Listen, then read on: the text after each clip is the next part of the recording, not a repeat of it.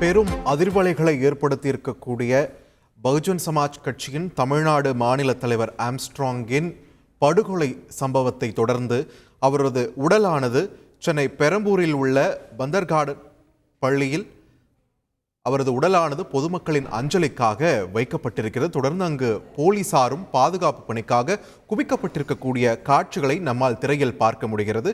இது தொடர்பான முக்கிய செய்தியை பார்த்து வருகிறோம். இந்த நிலையில் மறைந்த ஆம்ஸ்ட்ராங்கின் உடலை அவரது கட்சி அலுவலகத்திலேயே அடக்கம் செய்ய அனுமதி கோரப்பட்டிருந்தது.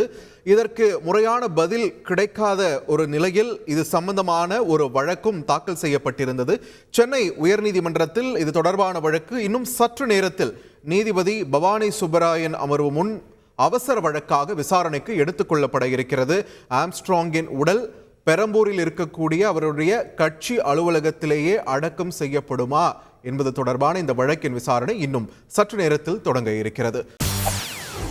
செய்திகளை உடனுக்குடன் தெரிந்து கொள்ள உடனே சப்ஸ்கிரைப் பண்ணுங்க.